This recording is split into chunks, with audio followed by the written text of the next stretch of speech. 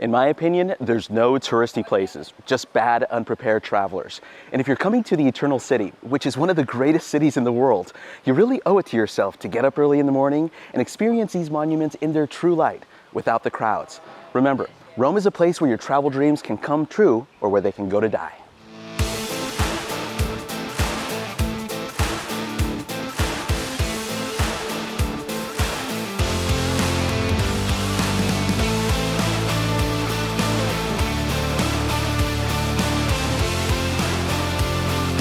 You probably have imagined this very moment where you're standing in front of one of the world's biggest mega monuments. It's on everyone's bucket list for good reason. It's where the opening chapters of Western civilization were written. I'm Angel Castellanos, the tour guide, and today I'm going to give you the formula of how to have the most epic day right here in Rome.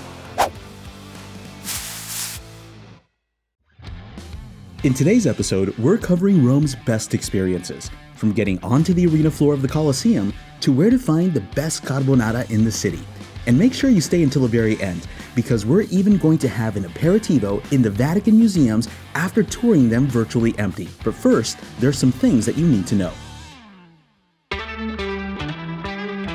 The Eternal City of Rome we know today was traditionally founded on April 21st, 753 BC, and is located in central Italy in the region of Lazio. Rome has two major airports, Rome Fiumicino Leonardo da Vinci Airport and Ciampino. Fiumicino has more international flights coming in with over 30 million passengers each year, so you'll likely fly in there. Ciampino is closer to the south of the city and mostly services budget airlines and European destinations.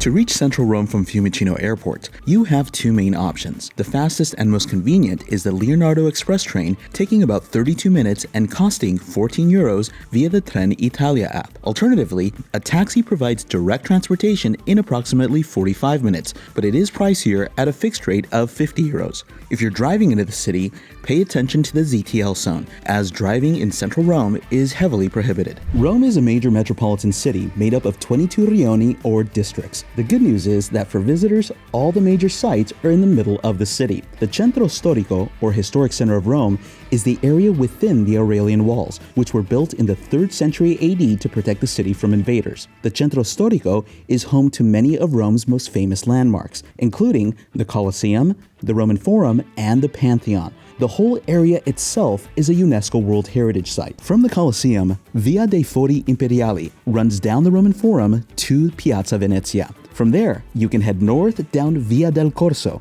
which is the main shopping street in Rome, or west along Vittorio Emanuele, which runs in the direction of the Pantheon, and eventually you'll reach the Tiber River. The Vatican is in the west of the city on the other side of the river. Most of the city is walkable, so be sure to pack comfortable shoes. The distance from St. Peter's Square to the Colosseum is approximately 3.6 kilometers or 2.2 miles if you take the most direct route. Today we'll be mostly walking because distances are short. St. Peter's Square to Piazza Navona takes only about 15 to 20 minutes. Getting to each side after that takes approximately 15 minutes.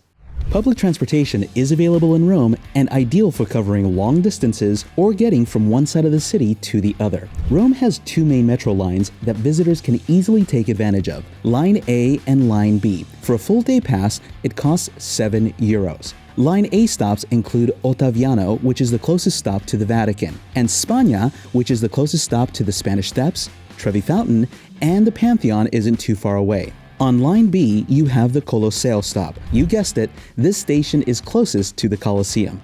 Ride-sharing apps do work in Rome, but Uber tends to be a bit expensive. The popular ride-sharing app Freni makes hiring a local taxi super easy by providing the price up front and makes your destination very clear.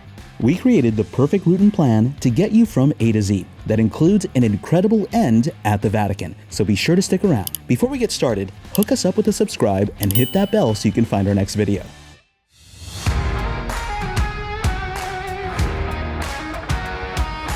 Today, I'm doing what many people think is absolutely impossible. I'm saying St. Peter's Basilica, the Vatican Museums, the Colosseum, the Roman Forum, and all of the iconic sites in between. If you really want to see Rome in a day, mega monuments like the Colosseum and St. Peter's Basilica, then jump on our Rome in a day tour, because it's the only way you get all the highlights of the city and have plenty of time for gelato or to dive deep into the places that you really love.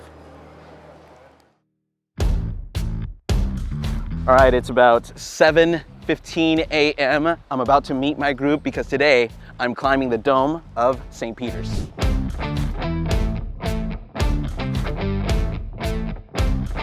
So when you visit St. Peter's Basilica or climb the dome, you definitely have to go through a security check, so be prepared to go through metal detectors. And the great thing about jumping on our tour is that we get in line super early, so now we're avoiding this huge long wait. You can see the line stretches all the way across the square.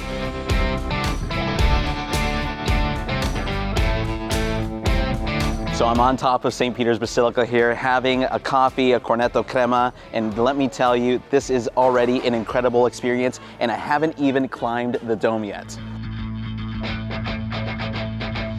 So we took the elevator up and then we arrived at this terrace and we get incredible views straight away of Michelangelo's really last project, this dome of St. Peter's. And this leads to the stairs that we're about to climb to get to the final viewpoint on top of the dome.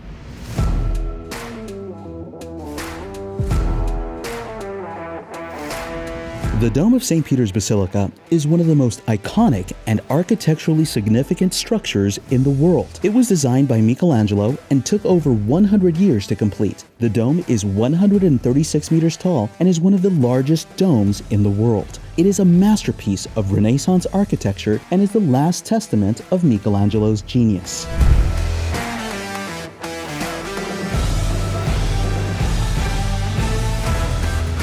So we've made it up to the top, and what a view this is. This is the most worthwhile experience because this is the tallest building in Rome and will always be the tallest building, so you're gonna get the most epic views. If you look down below, you can see St. Peter's Square and Bernini's incredible colonnade hugging the square.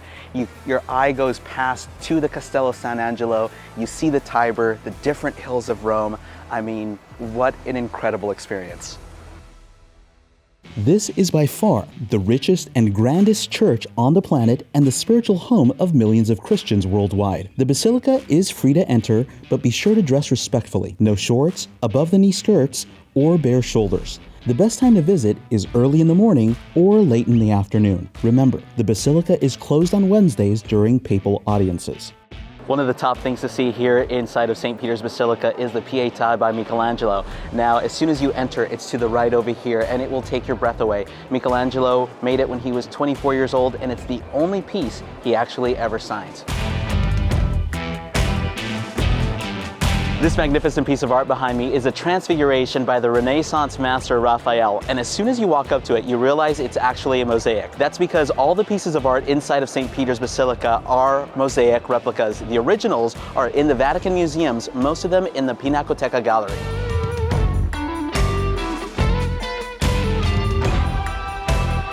Well, that's it for our time here at St. Peter's Basilica. It's incredible to actually experience one of the most famous places in the world. Now it's finally time to hit the city. If you still need a coffee or breakfast, one of the most famous cafes in Rome is on the way to the Pantheon, just past Piazza Navona. I'm gonna have a cornetto crema and a cappuccino at one of the most well-known cafes right here in Rome. It's right around the corner from the Pantheon, San Eustachio.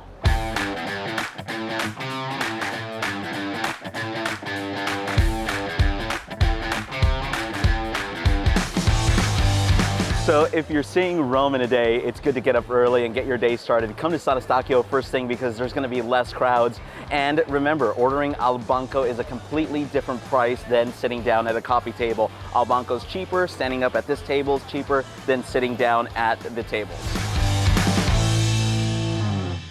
About a 15 to 20 minute walk from St. Peter's Square is the ancient stadium of Emperor Domitian that is now a beloved Baroque piazza. One of the greatest squares in all of Rome is situated between the Pantheon and the Vatican. It's Piazza Navona where I'm standing now, and it has an incredible Bernini masterpiece, the Four Rivers Fountain, which is framed by this incredible Borromini church. Now I suggest that you come here early in the morning, late in the afternoon, or if you're taking the route between the Vatican and the Pantheon, this is a great place to hang out.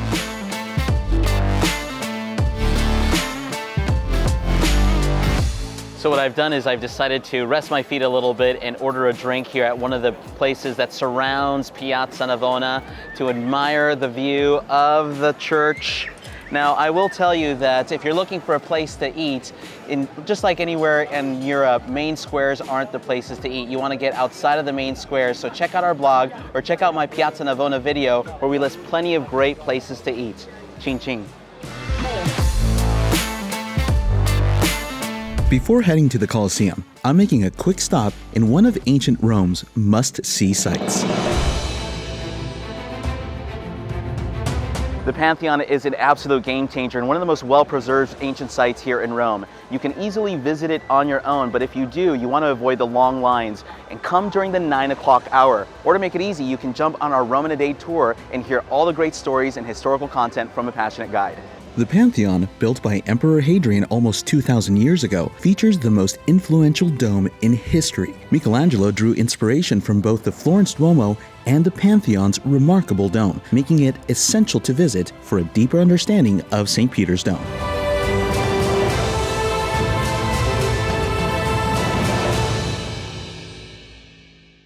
It's best to see all of Rome's ancient sites together. So next, I'm headed to the epicenter of ancient Rome. You've probably imagined this very moment where you go right up to one of the world's biggest mega monuments, the Colosseum. It's the epicenter of ancient Rome, but so many people want to visit it today that it requires special access. So today, I'm getting onto the arena floor and seeing the heartbeat of the ancient city, the Roman Forum. Remember, when you show up to Rome's most famous ancient site, it's going to be a pretty hectic scene. There's different lines, lots of crowds, and ticket touts. I would hate for you to waste your time in a line like this. You can easily book your ticket online ahead of time or jump on one of our tours, which has special access to all of the ancient sites. Remember, there's two sorts of travelers, those who stand in line and those who don't.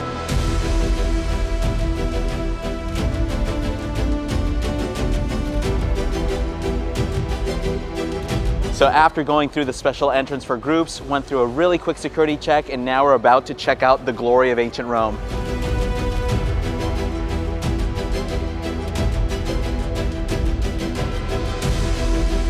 One of the hottest tickets in town is getting tickets to the arena floor, and I'm so glad that I jumped on this tour because that's the only way I was able to do this. And I just walked through the Gladiators Gate, and really from this arena floor you get a 360-degree view of one of the world's greatest amphitheaters. I mean, it's hard to believe that building started in 72 AD, it was finished in 80 AD, and you get views from this point of view that you don't get to see from anywhere else, like the 80 tunnels that lead into this place, and you're instantly transported back in time to ancient Rome as if I was a gladiator myself. So I'm gonna give it a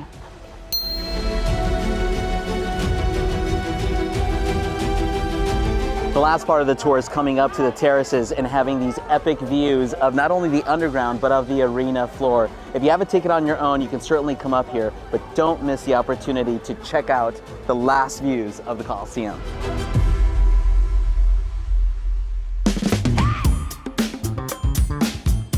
One of the great things about visiting the Roman Forum is that you get to walk in the heart of ancient Rome, the political and commercial heart. So you get to walk down the Via Sacra through the Arch of Titus. Right behind me is the final resting place of Julius Caesar, one of the greatest and most well-known people in human history.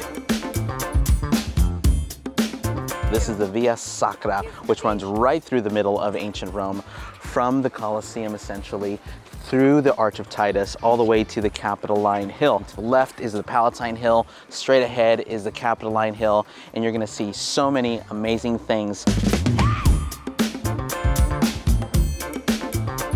Remember, Rome is a city of 7 hills, and one of those hills is the Palatine. So when you have a ticket to the Roman Forum and Palatine Hill, you can come up here and take in spectacular views of the city. Don't miss this.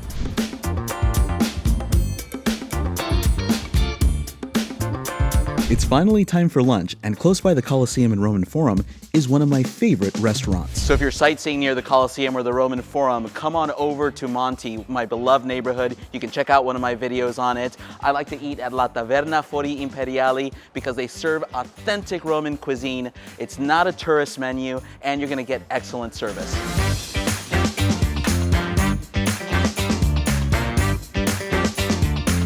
So the artichokes in Rome are world famous, and there's two ways to typically order them here. Alla Romana, braised, and then alla Judea, fried. So nice.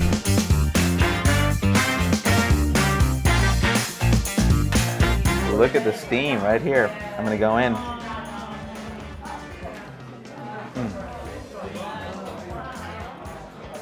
Dai paura. That's what you say here in Rome when something is amazing. Dai paura. If you're in the Piazza Navona neighborhood around lunchtime and don't really want pasta, go see my boy Simone at I Pizzicaroli.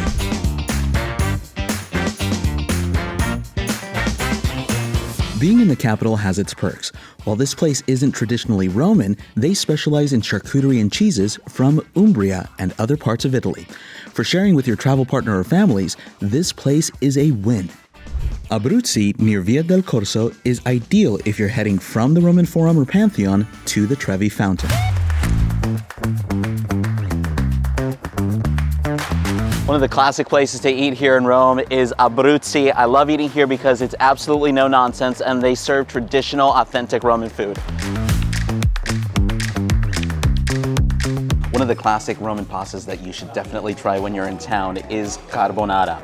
And the ingredients are pretty simple. It's essentially egg, pecorino cheese, guanciale, which is pork, a little bit of tears of the god, and pasta. One of the best carbonaras in town.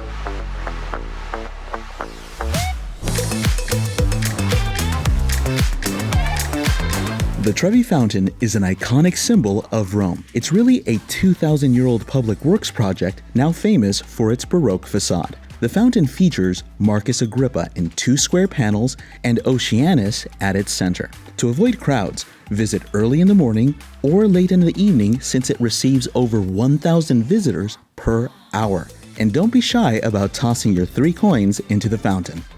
Before dinner, I'll stroll along Via del Corso to Piazza del Popolo, passing by the Spanish Steps on Via Condotti. Then, I'll take a taxi to tour the Vatican Museums, where I'll also enjoy an aperitivo. But first, I'll grab a coffee at one of my favorite coffee shops.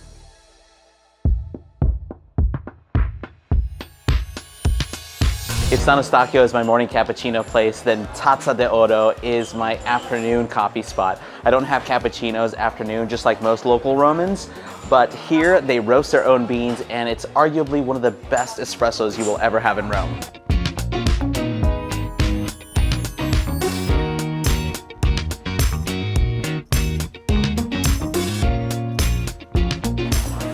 Ooh, mommy. Nice and hot too. Ooh, yeah. Passegiata time here in Rome, so we're taking a break from sightseeing and walking down one of the biggest boulevards and shopping streets, the Via del Corso.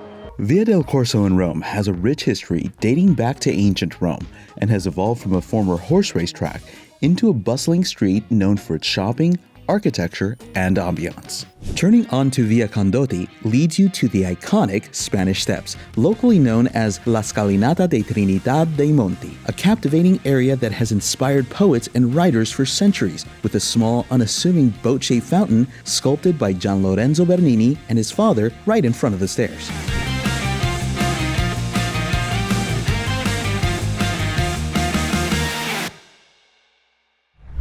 Many people don't realize Santa Maria del Popolo houses incredible artworks of the Renaissance and Baroque periods. Bernini's masterpiece, Habakkuk and the Angel, in the Chigi Palace, portrays the prophet being visited by an angel, showcasing dynamic movement and intense emotion. Caravaggio's Crucifix of St. Peter and Conversion of St. Paul captivate us with dramatic scenes and groundbreaking use of light and shadow and immersing us in the early days of Christianity. In the Della Rovere Chapel, Pinturicchio's Renaissance art unfolds, depicting the life of St. Jerome. One travel tip for Rome is that you definitely don't need to buy bottled water. There are thousands of these fountains all over Rome that have fresh drinkable water because the Romans were incredible engineers. They're called nazzone, and you can bring your own water bottle to fill up or simply plug the bottom and have a drink. It's time for our last bit of sightseeing before ending the day with aperitivo and dinner. I'm headed to the Vatican for an after-hours tour of the museums and Sistine Chapel, which is 15 minutes away by taxi or metro. I'm pretty excited because today I get to do something super special that I've never done before. And I've been to the Vatican Museums dozens of times. Today, there's a limited access tour which I'm a part of. There's only 6 people in my group and the Vatican limits access. So not only do I get to experience all that great world-class art with very few people in peace and quiet, but I also get to have aperitivo in the Vatican Museums. So we've made it inside of the Vatican Museums, gone through the security check. Remember, you will go through metal detectors. If you have a huge backpack, you'll have to leave them in the baggage deposit.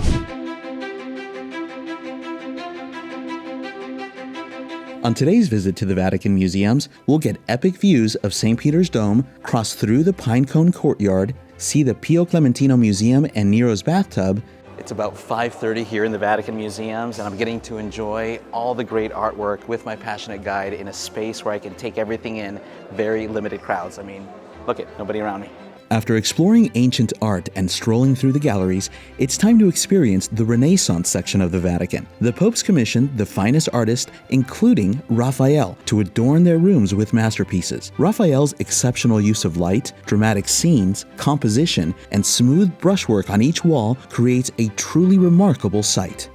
The museum visit culminates in the Sistine Chapel, the personal chapel of the Pope and the site of papal elections, featuring Michelangelo's iconic ceiling and Last Judgment. Even the side panels were collaboratively painted by renowned Renaissance artists, including Botticelli, Ghirlandaio, and Perugino. So we just finished our tour of the Vatican Museums and Sistine Chapel, and now it's time to have a little aperitivo sesh to take it all in.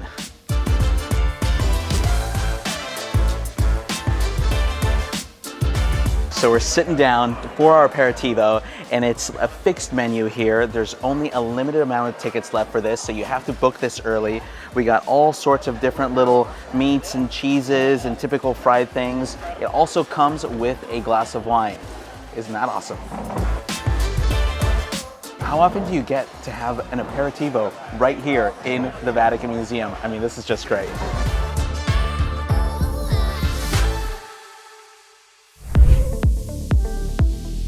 Mixology is a craft Italians excel at and are renowned for worldwide. In Rome, you'll find some of the top-rated cocktail bars in the world. Here are 2 of my favorites.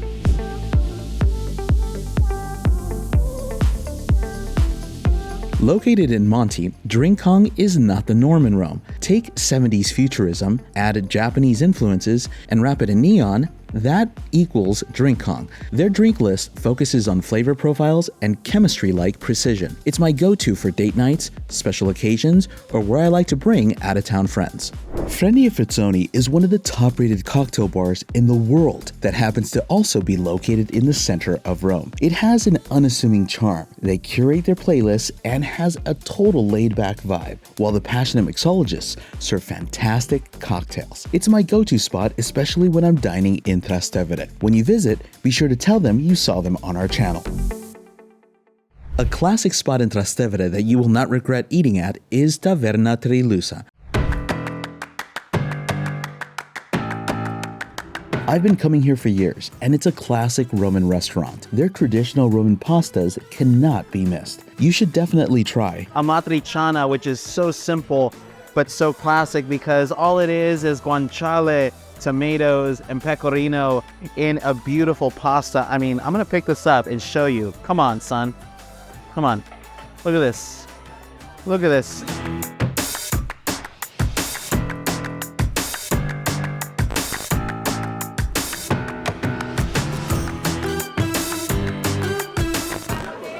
God, it's so good.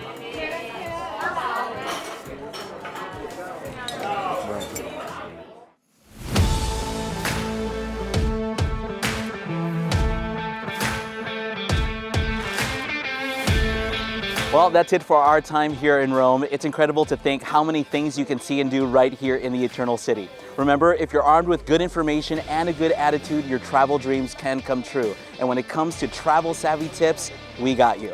I'm Angel Castellanos for the tour guide. Don't forget to comment, like, and subscribe, and ring that bell so you can find our next video. Happy travels.